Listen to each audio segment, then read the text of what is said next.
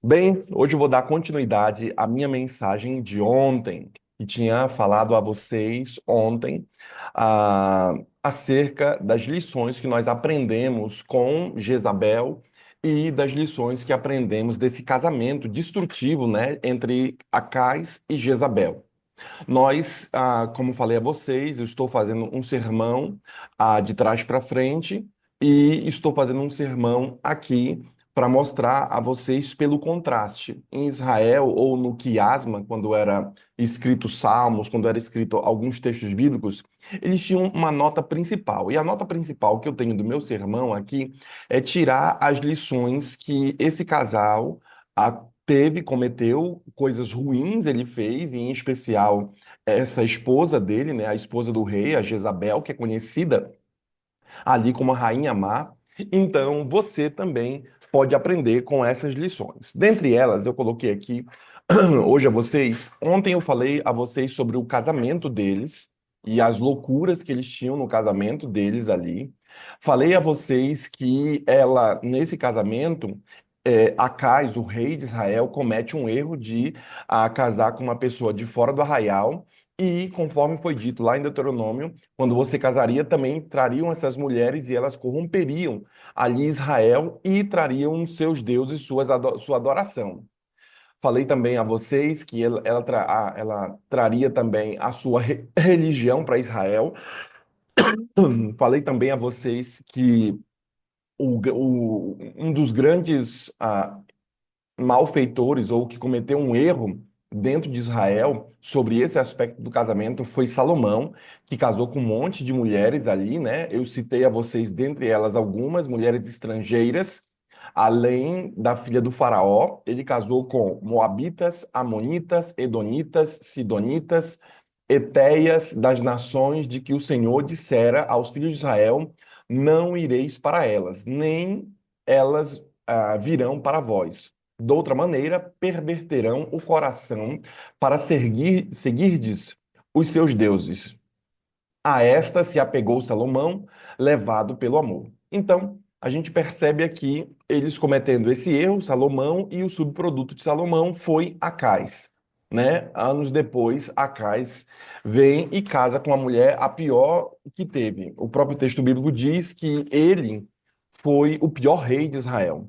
Também falei a vocês que devemos aprender que nós somos influenciados pelas pessoas que estão ao nosso redor.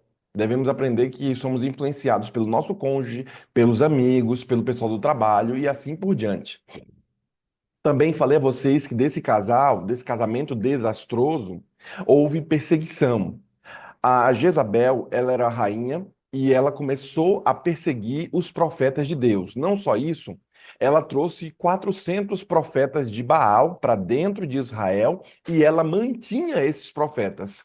Mas quanto aos profetas de Deus, ela buscou aniquilar todos esses profetas do Senhor, ao ponto de que o Obadias, ele temeu muito ao Senhor e que Jezabel destruísse todos os profetas do Senhor. E Obadias tomou 100 profetas e os escondeu, 50 numa cova e 50 noutra. E os sustentou com pão e água. 1 Reis, capítulo 18, versículo 3 e 4.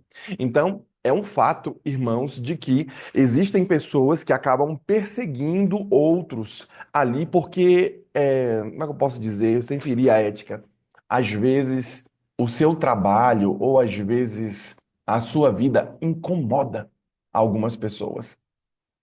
E por isso que esses mesmos acabam ali fazendo chacota, brincando, fazendo alguma outra coisa ou perseguindo aqueles que fazem algo diferente ou aquilo que você não faz. Pensando nisso, hoje eu quero falar a vocês sobre a cobiça de Jezabel.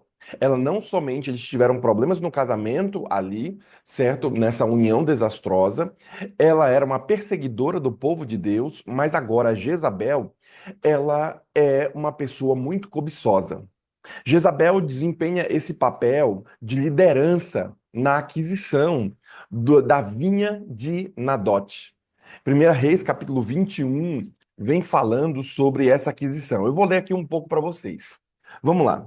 Nadote recusa vender a sua vinha.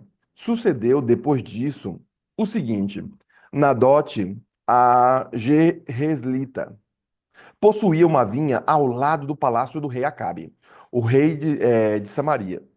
Tinha em Jezreel. Disse Acabe a Nadote: Dai-me a tua vinha, para que me sirva de honra, pois está perto, ao lado da minha casa.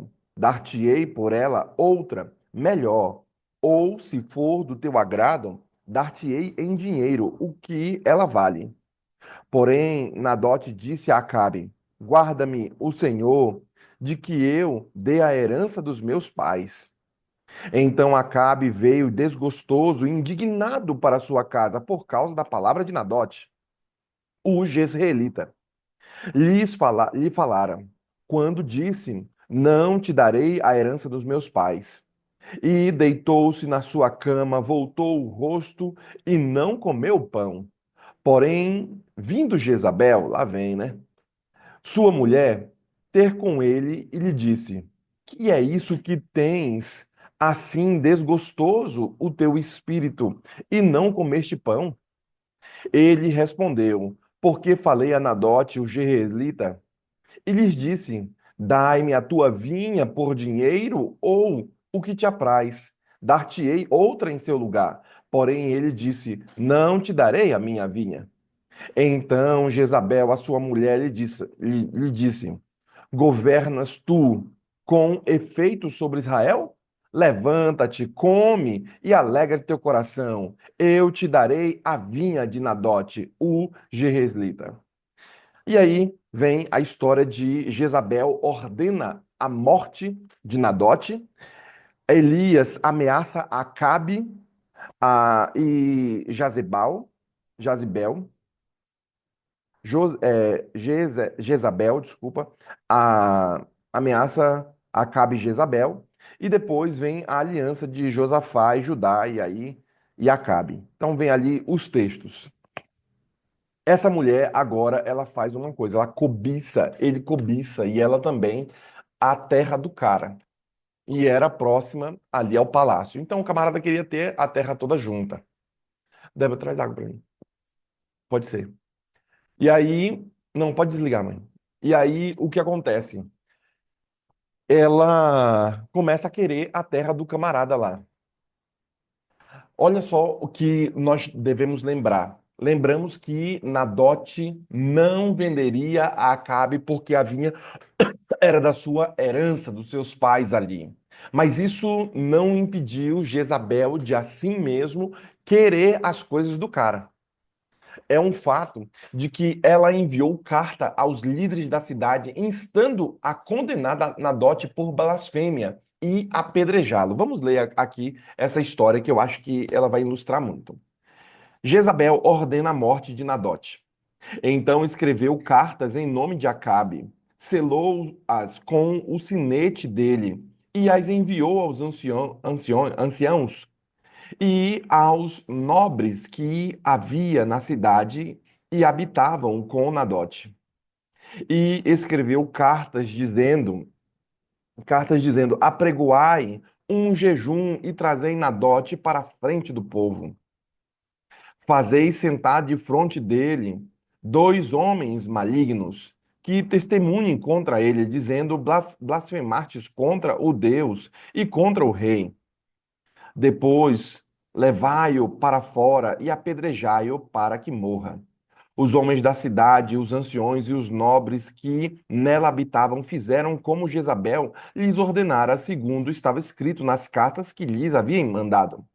Apregoaram um jejum e trouxeram Nadote para a frente do povo.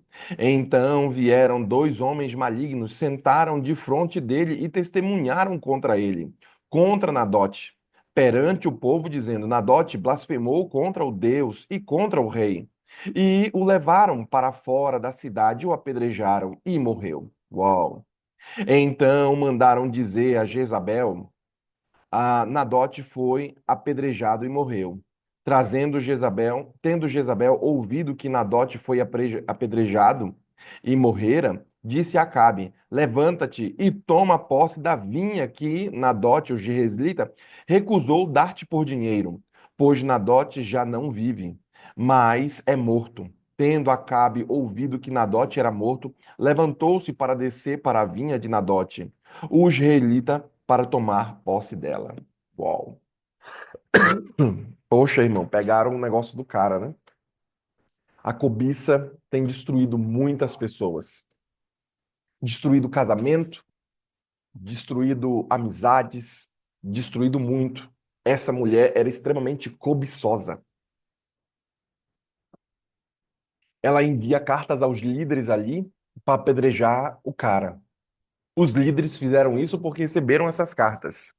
Em seguida, ela informou ao marido que Nadote estava morto e pediu que tomasse posse da vinha. Ela cobiçou a ponto de assassiná-lo. Ela cobiça demais as coisas dos outros. Bem, Êxodo capítulo 20, versículo 17 diz: Não cobiçarás a casa do teu próximo, não cobiçarás a mulher do teu próximo, nem o seu servo, nem a sua serva, nem o seu boi, nem o seu jumento, nem coisa alguma do teu próximo. Veja que o texto é claro.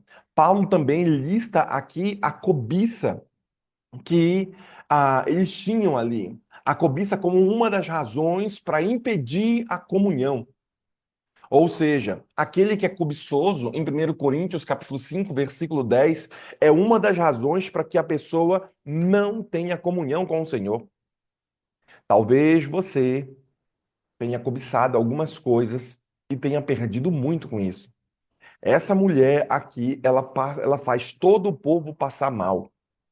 É um fato de que Paulo também ele declara que é simples uma outra forma de idolatria, é a cobiça. Querer as coisas, tá cobiçando ali. Quando nós permitimos que o desejo de posse desse mundo, querido irmão, diz o autor, assuma o controle de nossa vida, então não há fim para o mal na nossa própria vida. Quando nós só queremos cobiçar e querer as coisas terrenas, o mal não tem fim em nossa vida. E é um fato de que devemos estar dispostos a fazer o contrário. Esse é o resultado da cobiça, não terminar o mal. Puxa, quando eu estava lendo aqui, eu não tinha me atentado ao texto, mas eu esperava que quando a Kai se levantasse, pelo menos o camarada desse um ar de, olha, puxa, eu tô, ai, que ele morreu, que coisa, né? Algo desse tipo. Não, o cara se levanta e toma posse da vinha do outro, cobiçando ali, vendo a maldade. Estamos falando, irmãos, do rei de Israel, né? Do pastor de Israel, não estamos falando de pessoa de fora. É um fato de que, quando permitimos que o desejo de posse assuma o controle da vida do crente, então não há fim para o mal que nós estaríamos dispostos a fazer. É um fato de que o cara que é cobiçoso, ele não tem limite. O cara que é cobiçoso, ele faz tudo por aquilo, obstinado por aquilo. Como é o fato aqui que ela levou ele à morte. Bem, Hebreus capítulo 13, versículo 5 diz: Seja a vossa vida isenta de ganância, contentando-vos com o que tendes, porque ele mesmo disse: Não te deixarei, nem te desampararei. Bem, você deve se contentar, querido irmão, com aquilo que você tem. Eu não estou falando aqui, por favor, não me entenda mal, de você não ter mais coisas, de você não conseguir mais coisas que você tanto sonha. Não é isso que eu tô falando. Mas tem gente que é extremamente cobiçoso, que ele não se contenta nunca com o que tem. E ele tá sempre numa hype, querendo mais, querendo mais, querendo mais, e nem consegue usufruir desse mais que ele vai ter. Tome cuidado, porque você às vezes pode cair no pecado da cobiça. E esse pecado da cobiça aqui vai tragar sua família, vai tragar suas forças vitais, vai tragar ali seu intelecto, seu entendimento. Por quê? Porque há um texto, eu li para vocês há alguns anos atrás, que Ellen White declara que é, Satanás, é uma visão que ela tem, que Satanás tá no livro Grande Conflito, ou naquele capítulo, tá no capítulo retirado, né? O capítulo que ela mandou retirar e colocar no livro dos pastores. E ela declara o seguinte, que eu vou tentar parafrasear aqui, que nessa conversa que Lúcio estava falando, era para o dinheiro estar nas fileiras dele, para não deixar o dinheiro estar nas fileiras dos crentes. Porque senão os crentes vão pegar o dinheiro e eles vão começar a trabalhar nas coisas do Senhor. É um fato de que muitos que são cobiçosos, esses aí acabam colocando o recurso na fileira do Senhor, ou na fileira do inimigo das almas. Você, querido irmão, precisa, de acordo com o texto bíblico, seja a vossa vida isenta de ganância, contentando-vos com o que tendes, porque ele mesmo disse: Não te deixarei, nem te desampararei. Eu julgo que mais do que os recursos financeiros, nós precisamos ter o Senhor em nossa vida. É um fato de aqui eu termino a última parte da história dela, que havia a morte prometida ali a eles. Jezabel, ela tinha feito tanta maldade, irmãos, ao povo de Deus em sua própria vida, que Deus profetizou para ela uma morte terrível. E o texto de 1 Reis, capítulo 21, versículo 23, diz o seguinte: Também acerca de Jezabel falou o Senhor, dizendo: Os cães comerão Jezabel junto ao antemuro de Jezreel. Deus se vingou do que eles fizeram. Ou seja, havia uma profecia de que ela ia morrer de forma difícil, horrível, e que os cães iriam despedaçá-la ali. E ela iria morrer junto ao muro da terra do cara que eles tomaram, de Israel. Essa profecia, ela foi confirmada em 2 Reis, capítulo 9, versículo de 1 a 10. Veja o capítulo 9, versículo de 1 a 10, diz o seguinte: Aliança do Senhor com Salomão. Capítulo 9, Segunda Reis. Ah, isso aí é Segunda Reis, eu estou em Primeira Reis. Segunda Reis, capítulo 9, versículo de 1 a 10, diz assim, ó. A rainha de Sabá... Estou em Crônicas. Hoje eu tô que tô, hein? Segunda Reis, capítulo 9. Jeú é ungido rei de Israel. Então, aqui vem contando a unção desse próximo rei e vem contando também o que acontecia, o que iria acontecer com essa mulher. Quando Jeú foi ungido rei, foi confirmada essa profecia, ou seja, de que, de fato, Deus iria despedaçá-la. Jeú, em seguida, começou a realizar as ordens de Deus para matar todos da descendência de Acabe. Ou seja, não era para ficar nenhum ali. Mais do que isso, não só para não ter nenhum da descendência dele, para matar a todos da descendência de Acabe, como Elias havia profetizado que seria feito em 1 Reis, capítulo 21. Ou seja, todos seriam destruídos. Olha, eu. Ninguém gosta de ser julgado, né? Mas eu prefiro mil vezes ser julgado por um irmão que é tendencioso, por uma pessoa humana, do que o julgamento do Senhor. O julgamento do Senhor é pesado. E se Deus for justo, não há salvação para a humanidade. Por isso, nós não entendemos esse ato de misericórdia. Porque o ato de misericórdia não é um ato de justiça. Porque todos deveriam morrer. Não há um justo sequer. Todos que pecaram, a justiça é o quê? A morte. Mas o ato de misericórdia rompe isso e traz de volta. A gente não entende muito bem isso, mas no céu esperamos entender mais sobre esse ato de misericórdia que o próprio Deus fez na cruz. Mas só é um ambiente de agradecer. Eu acho que não é um ambiente para entendermos tão bem, mas é um ambiente para aceitarmos. Porque o judeu, ele era diferente do grego. Ele não queria muito bem entender o fim último das coisas.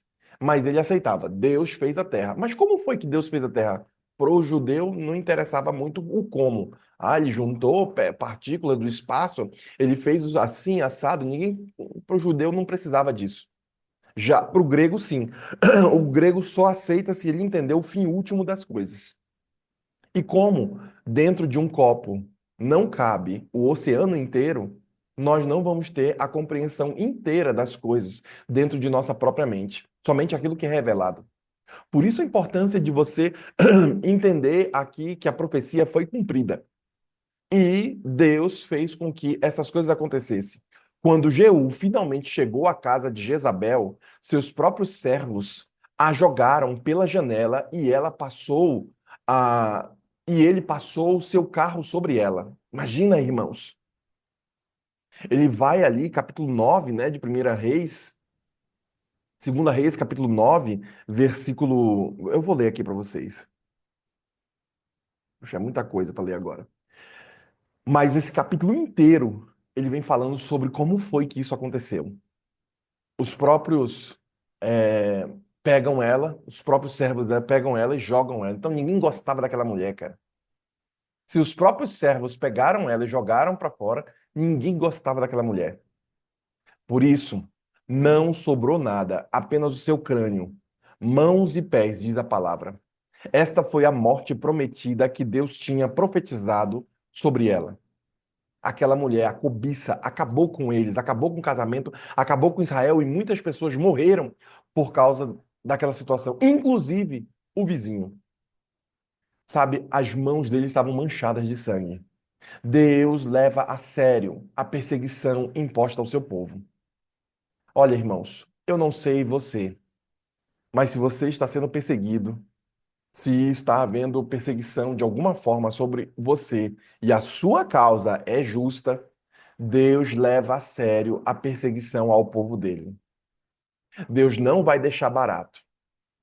Deus não deixa que os perseguidores, os cobiçosos, venham até o povo de Deus e permaneçam impunes. Eu não sei se você já sofreu alguma represária por conta dessas perseguições, mas Deus não vai deixar barato, porque o texto bíblico deixa claro aqui. Nós temos estudado aqui o capítulo 18, um sermão que eu vou fazer para vocês, no nosso culto aqui nos meus estudos, Mateus capítulo 18, e por isso, a primeira parte do capítulo 18, e eu escrevi aqui no meu sermão, fala sobre o desagrado de Deus para com aqueles que fazem o seu povo tropeçar. Como Deus se desagrada com aqueles que fazem o povo dele tropeçar. Então tome cuidado. Se você, querido irmão, está dando um péssimo testemunho, se o seu testemunho está varrendo pessoas para longe de Deus, tome cuidado, porque você faz parte de uma família. O caso de Acais e também dela, a Jezabel, sua esposa, o seu testemunho, a sua vida estava destruindo o povo de Deus e Deus leva a sério quem persegue o povo dele e tenta destruir o povo dele.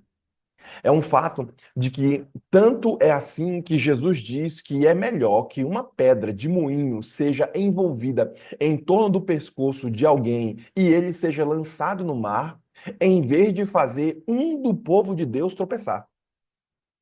É melhor que o cara não viva do que viver para amaldiçoar.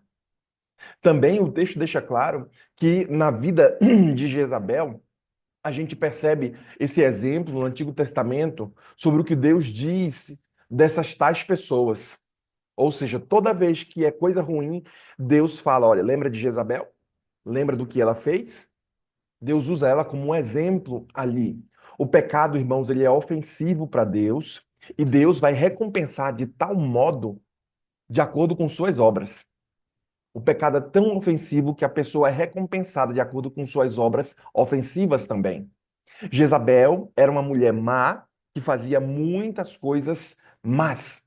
Não somente isso, ela colheu o que ela semeia ali.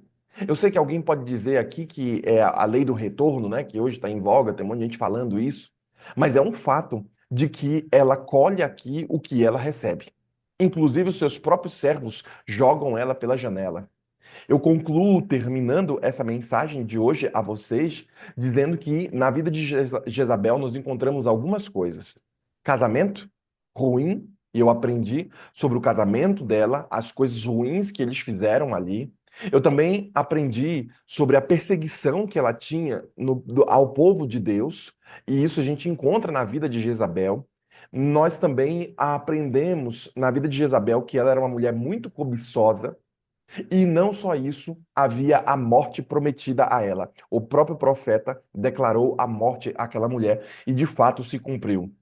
Infelizmente, a Bíblia não tem absolutamente nada de bom aqui para dizer sobre essa mulher.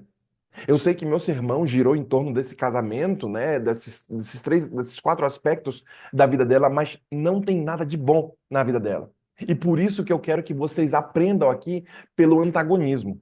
Vocês aprendem para não fazer. Lembra que falei ontem a vocês? Nós aprendemos no Clube de Desbravadores a fazer o nós e amarras, e o nó cego é um nó que nós aprendemos a fazer. Por que nós aprendemos a fazer o nó cego? Para não fazê-lo. Nós aprendemos para não fazer, para saber que ali esse nó vai dar um nó cego e não é para você fazer esse tipo de nó. E quando nós olhamos para a história de Acabe, o rei de Israel, Jezabel também, nós aprendemos para não fazer. E todo Israel aprendeu uma lição clara e que teve um preço muito alto. Nós vamos viver, irmãos, de modo a evitar as decisões e atos da vida que eles tiveram. Se nós aprendemos as decisões que eles tiveram, nós também devemos viver evitando os atos e essas decisões. Por isso eu faço esse convite a você hoje, para que você evite os atos de Acais e de Jezabel, que você viva diferente deles, que você faça coisas que eles deixaram de fazer, que você seja alguém diferente. Por quê? Porque nós aprendemos sobre a vida deles para não fazê-lo. Que Deus ajude você, que Deus o abençoe e que você aprenda a não viver como o rei Acabe e também como Jezabel. Eu quero, nesse momento, orar com você e pedir a presença do Senhor sobre nossa vida. Vamos orar?